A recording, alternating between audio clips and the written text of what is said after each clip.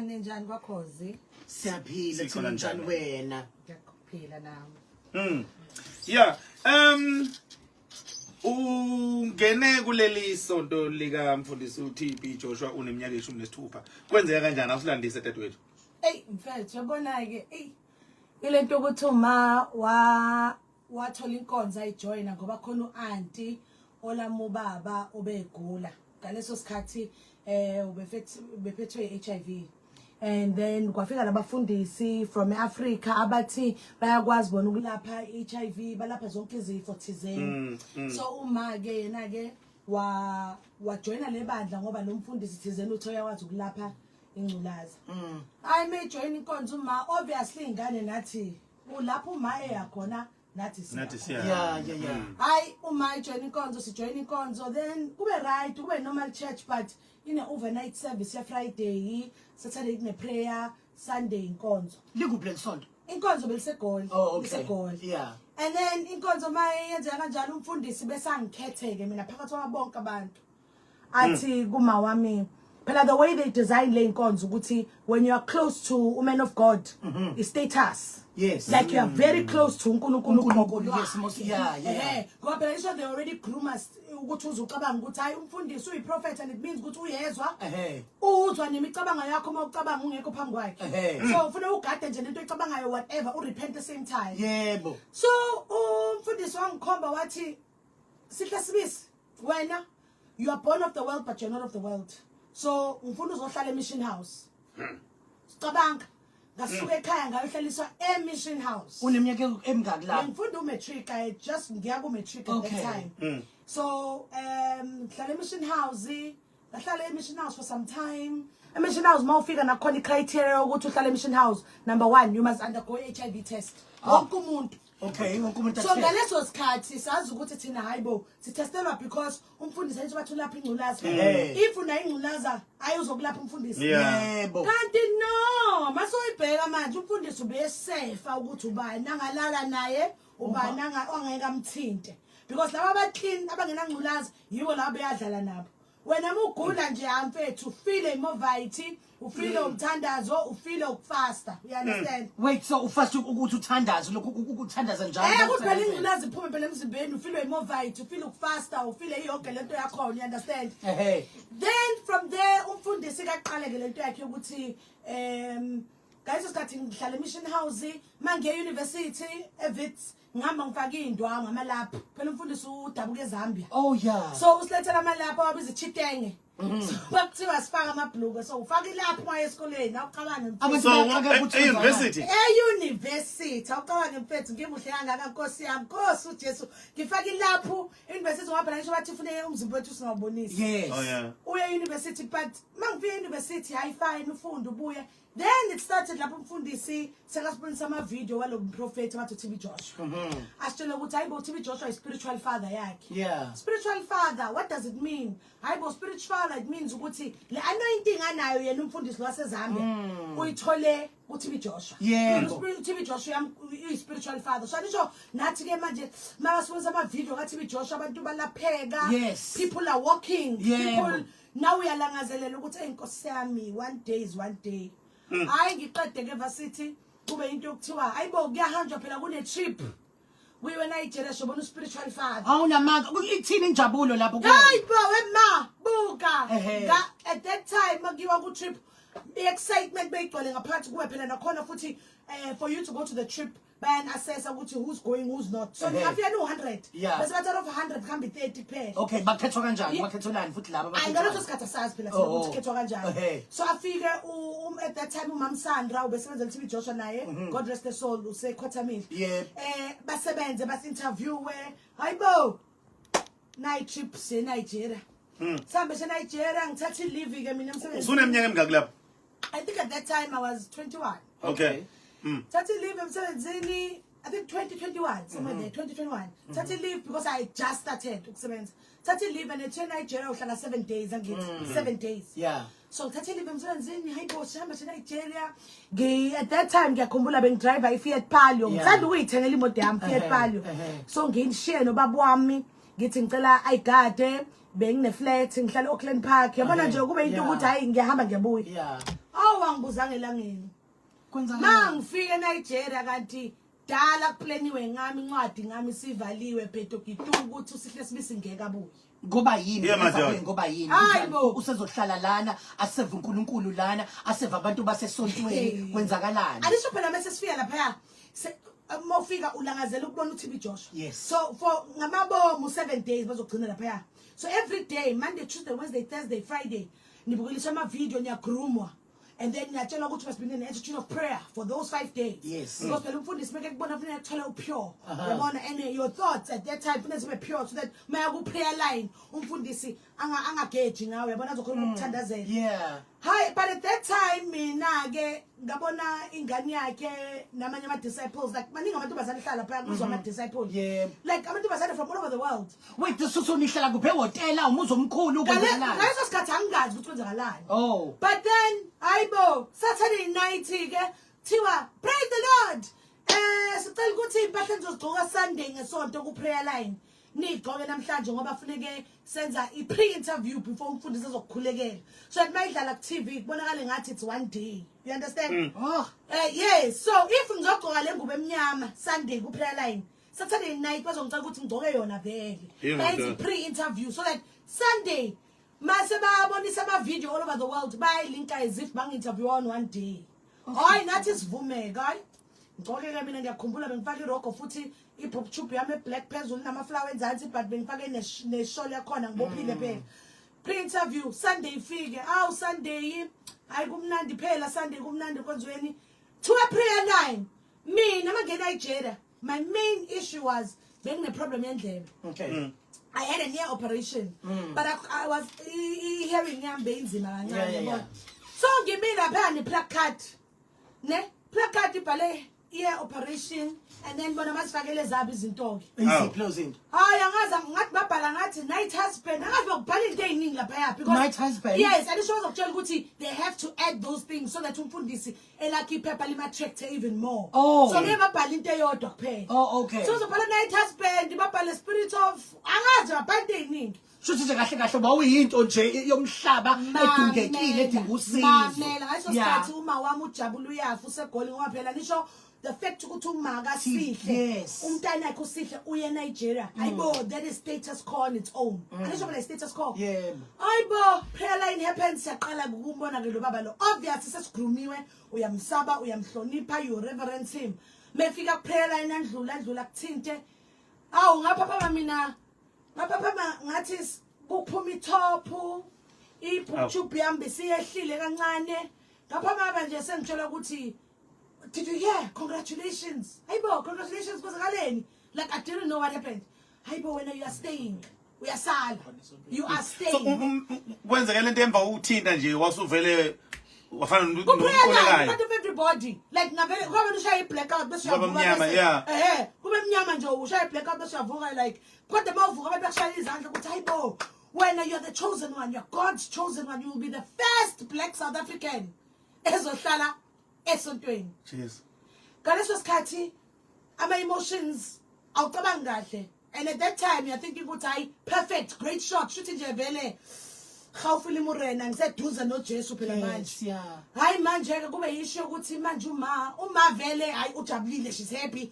bamtshelile goal u right ubaba ngizomtshela kanjani Nkosi yami we hayi thiwe no baba wakho uzofonelwa bamfonela ubaba kuthiwa hayibo ingane yakhe ayisabuyi iyahlala la eNigeria she's chosen hayibo hayi ngempela ke ubaba wami umbona ukuthi yasangana le akayizwa nje kahle athi hayibo ngeke yami ingane ngifuna ukuza nje lapho eNigeria i-team engize nayo bahamba bangishiya kanjalo bahamba bonke wena ngasala mina ne it's only late I discovered ukuthi it was all planned vele bese dala ithombe zami zathunyelwe eNigeria bese bokuplanned nje ukuthi uyasala later sengiphakathi deep lapho so deep phakathi khona and remember we besigruma ukuthi we can't speak about certain things right so mangifika the first night I'm thinking okay kuyohlalwa phi ngifuna ukuza lapho sichazele manje ukuthi mongene enkonzweni kune passage elide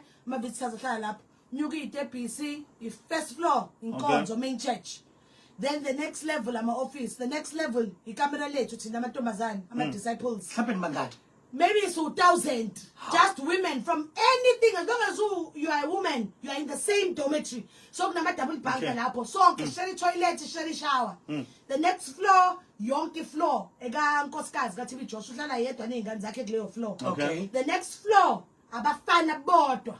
And then from there amanye ama-office bese legcine the last floor uTB Joshua lapho yedwa.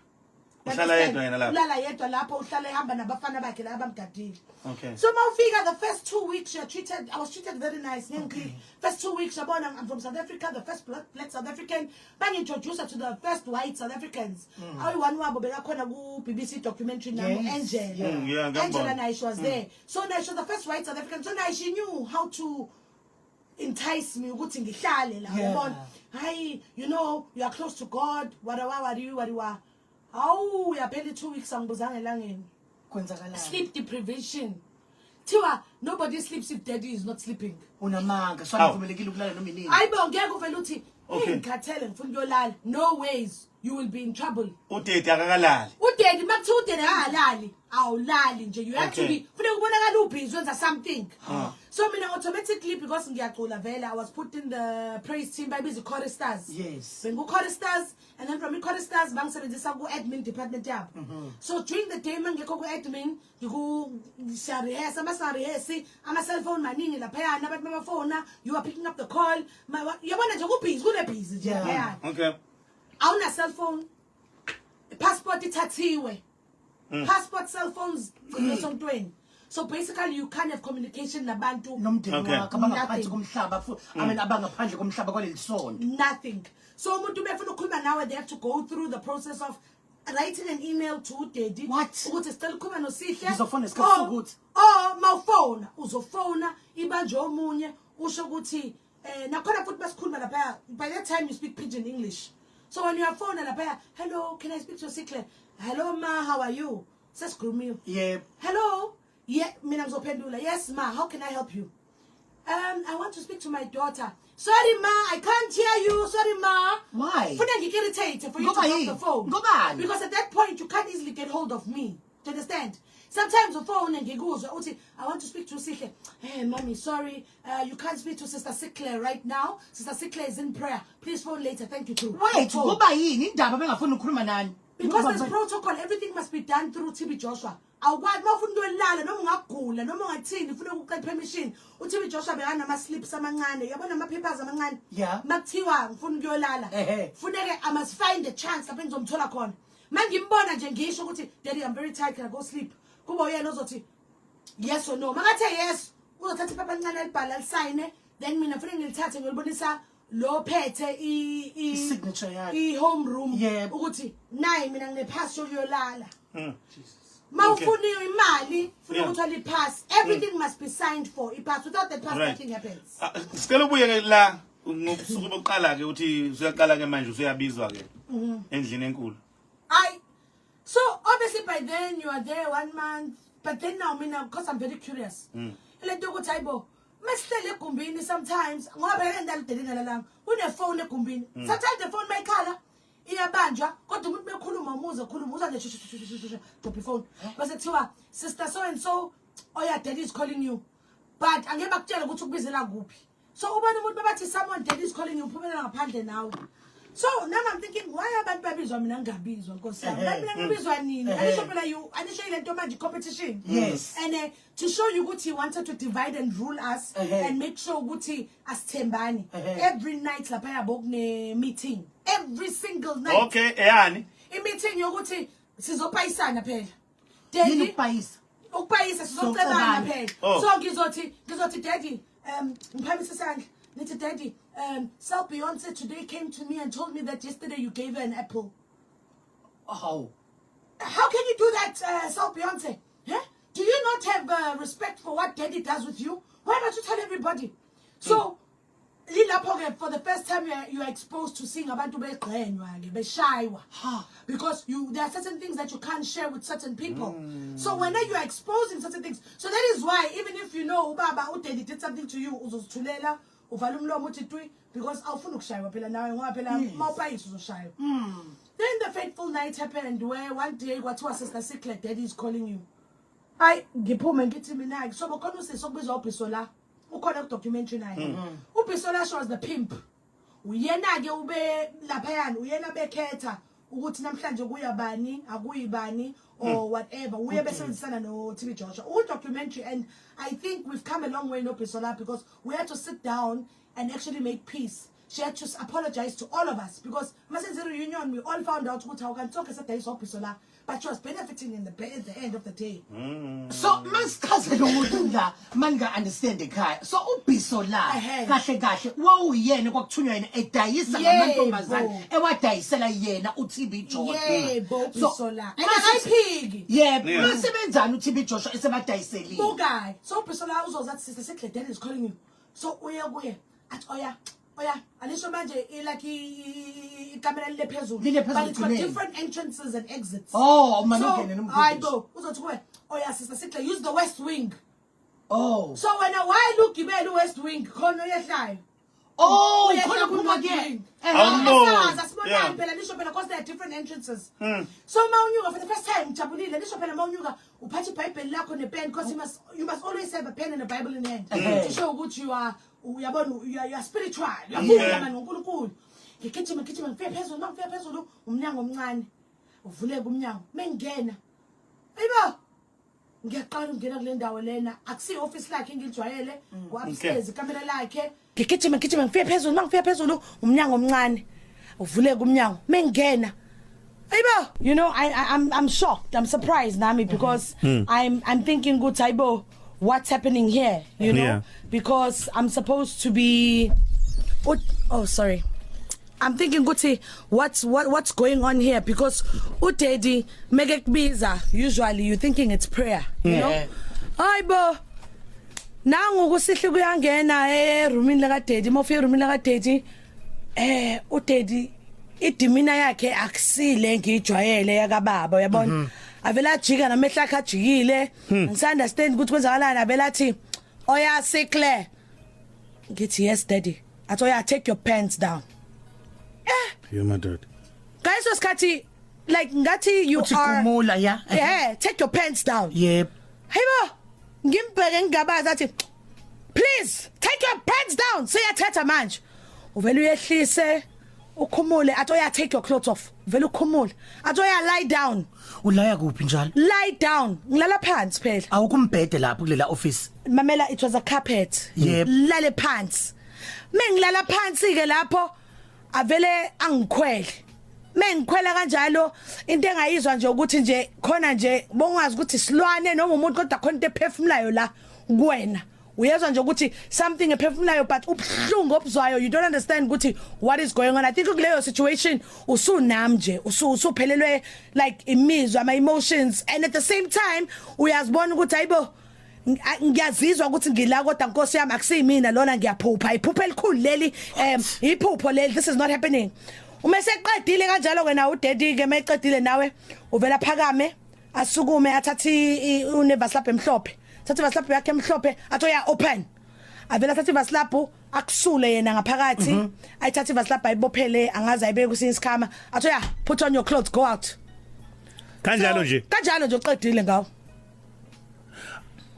akho mhlambi nokuthi akuqabuleke mbijana so maphuma mawehla uhlangana naye lo Bisola lokise lapha ya so mawehla wena ke uBhisola manje mehlangana nawo mesohlangana naye uBhisola moseyehlile downstairs akusukuthi unendaba ngokuthi unjani how are you no ugadile manje ukuthi ukhuluma nobani like sekagade your moves ukuthi how are you behaving normal uDaddy lapha akho mhlambe comfort inyana kunika yona ukuthi uzizwe mhlambe ungconywana no Bisola naye into efanayo uBhisola ngaso sikhathi masowehlile idebhiso vela athi oya Sister Secret oya Ron choristers are rehearsing so you go back as if everything is normal. Okay so akasho nokuthi ena ungayikhulumi lento yenzekela nothing is being said to you uqhubeke nawe but every corner subona uBhisola and manje so awusakwazi ukuthi ubehave kanjani manje ngoba awazi ukuthi uyazi number 1 ukuthi if ngayikhuluma lento ebusuku kuzoba ne-meeting kule meeting ngizobhonya so bagadile manje ukuthi ubehave kanjani you behaving strangely ukhandiye ukuthi ungathi vu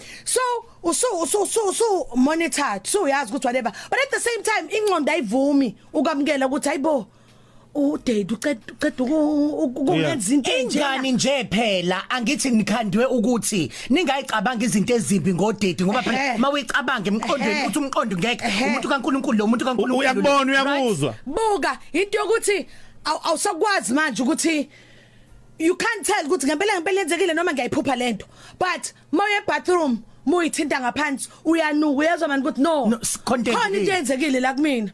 But then life continues. Ngaleso sikhathi ngalelo langa ke it's a day uzosebenza kakhulu ke. Bese after about 2-3 hours I meeting.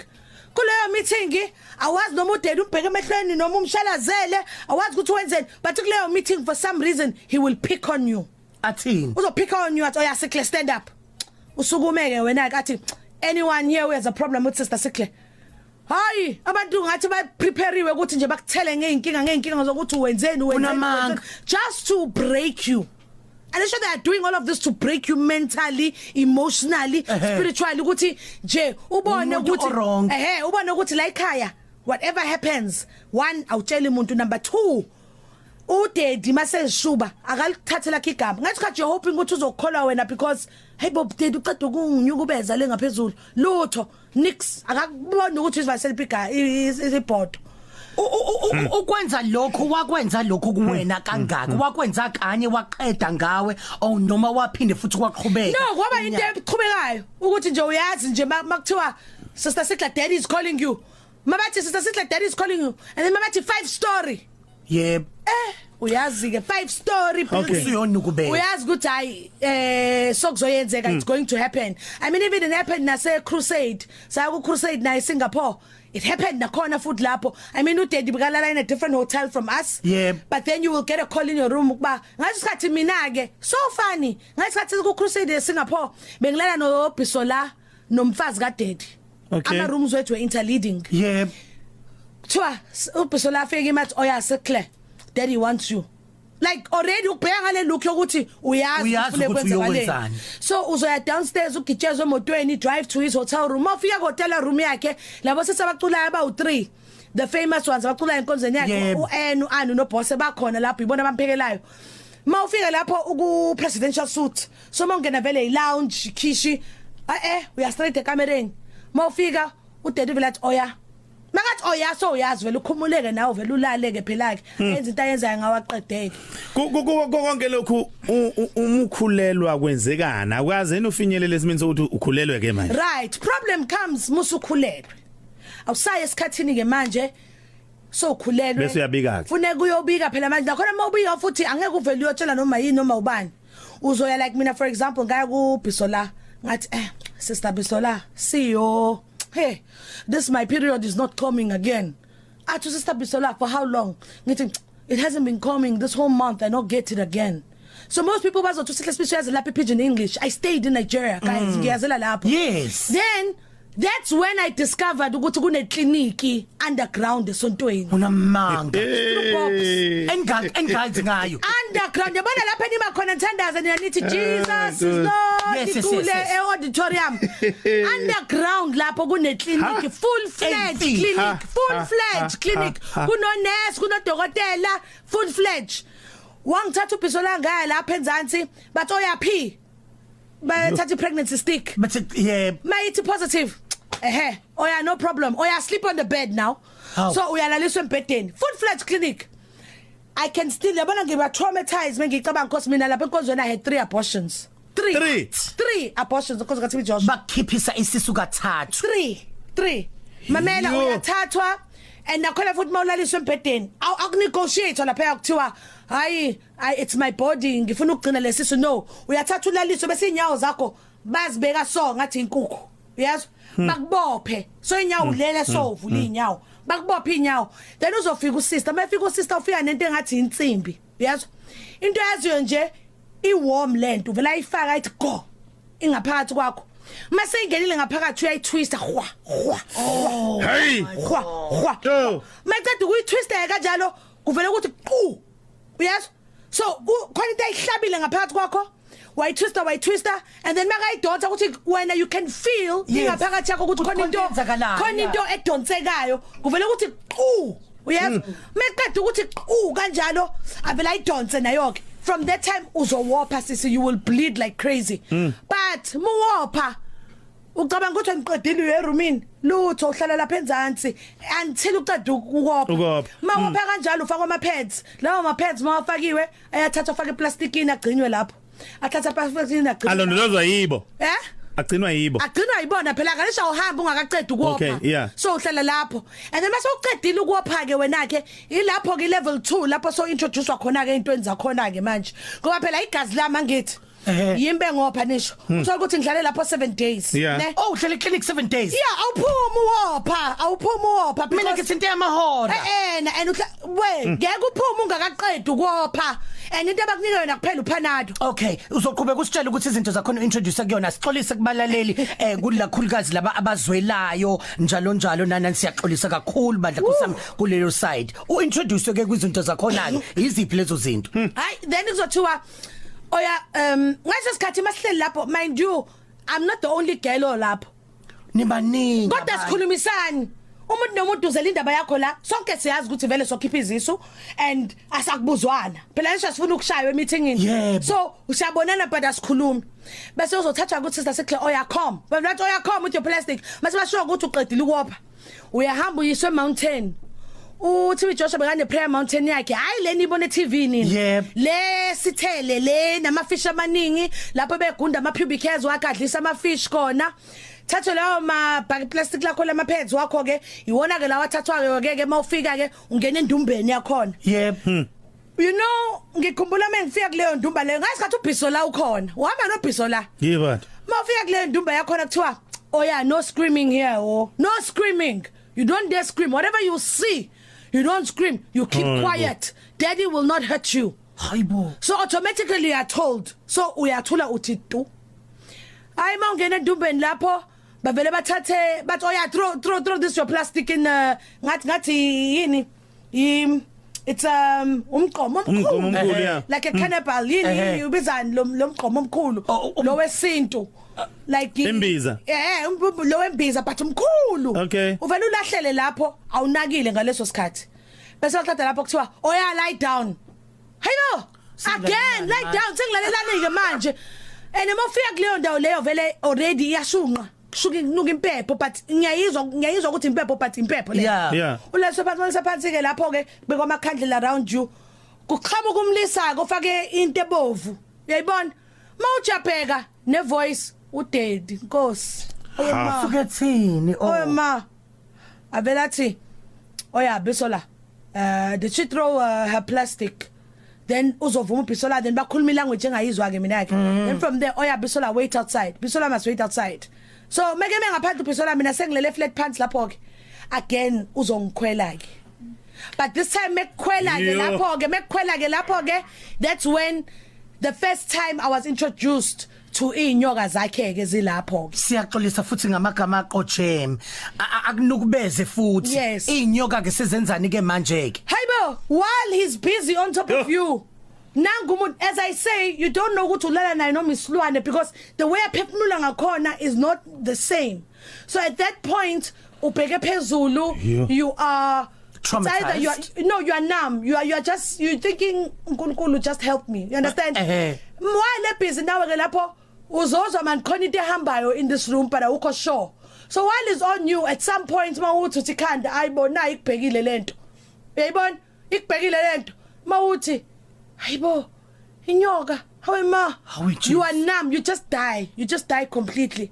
Bese qedile ke ngawe ke oh yeah put on your clothes oh yeah go uyabuyisela esontweni awusawopha uqedile ngawe you continue life continues and then from there bakuthatheke behind the stage enkonzweni kune swimming pool kune swimming pool lapho so leyo swimming pool nakhona khona into yakhe vele lapho ke ehlala phakathi kule swimming pool ngene ibone nina because angeke niye nifunani kuleyo swimming pool emva stage kuyathina ka lesho sengiqedile lapha entabeni then ngifune ngibuyisele ke sengiyogezwa ke manje swimming pool behind the stage basically I'm being cleansed and renewed again sengi right back to normal same so onke lezi makhulu ngamakhulu amantombazana lapha adlule kulento le sonke yazi masenza iBBC masenza iBBC documentary I was so surprised because it took 3 years for them to do the documentary but masenza reunion all the girls and babona ku documentary bonke bokuyilento ukuthi siyakhombana konke ukuthi abaphesha welo andle ko England abelungu ama China amandiya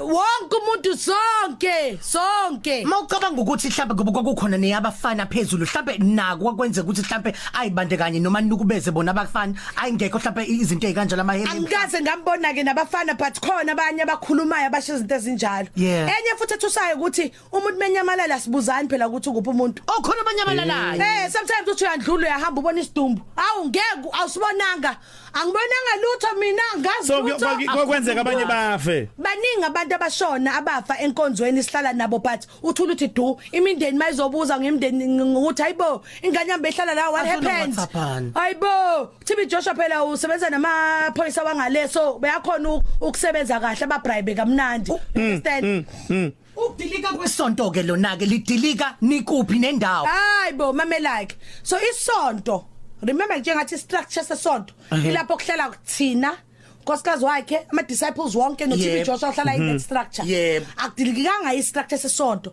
kudilike lapho kuhlala ama visitors khona across the road lelinye ibhilida lakhile across the road so kudilikanga kunini akudilikanga kuthina but ikudilike across the road but now here's the thing mina makudilike ibhilidi I was gone long gone kanjani ke hayibo mfethu you know I always say this there was a time ubethanda ukuthi TB Joshua ukumema abantu abakhulu there was a time wamema iJoy celebration wayemema ukuthi ize ka TB Joshua for birthday yakhe bazocula you understand so I've been staying there for years sengikwazi ukukhuluma nePidgin English so mongibuka ngeke kusho ukuthi ngumZulu you think I am part of the crew so being a groupie I was ngabona uJabu Hlongwane hayibo ngamjabulela but Hlongwane wavela ngibheka uJabu Hlongwane wathi mina ufunani la wathi ufunani la ngathi mina hayi abazali bami bangiletha athi hayibo kanti ukwazi ukukhuluma isiZulu ngathi mina yes ngiyakwazi ukukhuluma isiZulu athi kumina hayibo abazali bakho nje babakushiye lana kushuthi abakuthandi wena abakudinga ekhaya yabona that's when for the first time I had a loud vibe moment like ngabona ulayitelwe ukuthi what am I doing here now the problem is ngizohamba kanjani because passport lesi officeini sindele ngxoxo ngenza ukuthi siphinde sixolise futhi ngokuthi kuphinde kuqhamuke namagama abanye abantu kodwa ke vele ingxoxo mayisuka injalo nomlando nakulakudlule khona kuba kanjalo kube kade twethu sibheka amaphethelweni manje that's why ngithi mina for me I'll forever thank uBaba Hlongwane for celebration because if I didn't meet him in Nigeria I think uNkulunkulu wakhanda ukuthi ngihlangane naye ngibe igroup for him to say to me ufunani la what are you doing here that's when I had a light bulb moment and then for the first time now I started thinking ngizohamba kanjani la how do I live but then I knew ukuthi each time umfundisi had a crusade the first trip from Nigeria would fly to South Africa Gobo nomuza South Africa and then would spend a day or two then we connect to the next country that we're going to but at that time when you flown down to South Africa I mean your passport is in your hand so that night I remember we flew to South Africa safika South Africa salala ebusuku ngiphethe passport wami nguphethe kanjani passport wami one day ukubana lelanga lokuthi uthi it's either now or never khona ubhuto benza ingadi lapha endlini yakhe passport yami ngiyithathile I remember ngiyifake la ku bodies la eceleni ngavele ngame egedini ubhuto enza ingadi ngaphuma straight ngathi la it's either now or never ubhuti yangibuza oh yeah sister Sikhle where you going ngathi I'm coming sister Sikhle ngathi I come mamela akusunga ngagijima yaso ngamisa imoto first car I stopped ngangena phakathi ngathi kumina drive manje umlungu lo uthukile what happened ngathi please just drive ngishiya phone ngishiya everything impahla zami kwasandla the only thing I had on me was my passport I can't go home ngoba uma wami phela ke she's part of the church, she's a head pastor. Umthemba kakhulu baba. Emanzwani namanje noma. Till today umawami wangifakela protection order 4 years ago. Wafakela mina nezingane zami protection order ukuthi until I go back ngixolise ngithi hayi amanga it didn't happen akangidingi. So ngoba ukhuluma kabi udate manje. So anzazwani ke nomama. Angimkhulumi kabi ngikhuluma about the pain nokuyukubeza that I went through. All I wanted mina and everything I've ever seeked for was I'm sorry for taking you to the church. Khona isikhwama siphethe sengane isikhwama sikabani lesi? This bag is my daughter's bag. Isikhwama sengane yakho. So my daughter hey Nkosi yami she nge-8 zaka January documentary yaka TB Joshua aired in the country, and I carry this bag because I believe my daughter is with me in spirit. Unfortunately for me, nge-11 zaka January, 3 days after a documentary, my daughter passed on. She was 10 years old. Oh no. Can I tell you, people abazibiza ngokuthi abazalwane angibafuni phambi kwami because abantu abazibiza abazalwane they were very cruel, but ingane kaSihle bajabula touch not my anointed unayekile uSihle washonela ingane ubesukela uTB Joshua manje uNkulunkulu uyampanisha ingane ishonile. It's your fault ingane ishonile. Kwenzakalani enganeni? Let me tell you, that is why I demanded ukuthi I want an autopsy done. Ngifuna ukwazi what happened to my daughter. Lo and behold, our doctor maybe check medically kwathiwa my daughter suffered a ruptured brain aneurysm. Hey bo, what is a ruptured brain aneurysm? But give me she had a hemorrhage. Hemorrhage, doctor.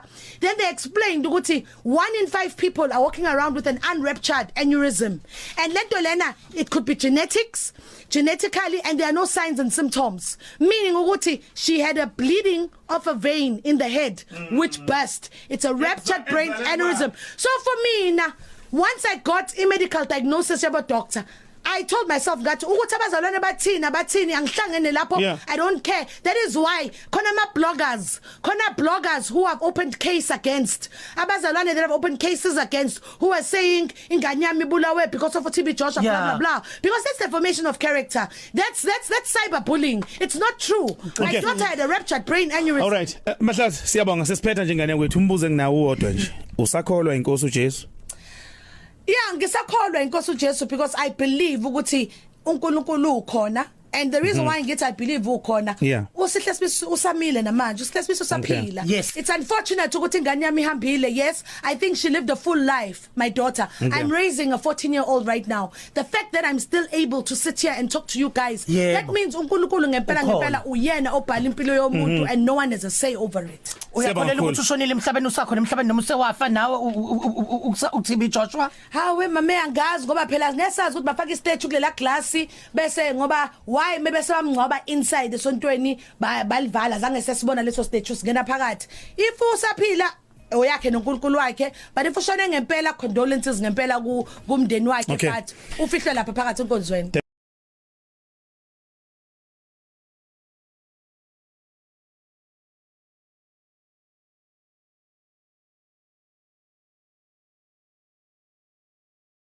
Nginibingelele ngani kuzo zonke indawo la kuhamba kwafinyelela khona lo mbukiso lapha besilalele khona inkulumo noma ingxoxo kaSihle Sibisi owaziwa kakhulu lapha eNingizimu Afrika, oyintokazi ezakhele udumo noma igcine yaziwa ngendlela thizeni. Kepha la ubebalisa ngohambo lwempilo yakhe kuhlelo lo-Chalta noSelby olungena njalo ntambama kuKhozi FM, nokulona daba oluhamba phambili olushiye abantu bemangele njengoba nizwele nje ukuthi ubethini. Sicela uzungakhohlwa ukulike, ushare, usubscribe lolu daba, ubese ungakhohlwa ucomment kwi-comment section. Danke, siyabonga.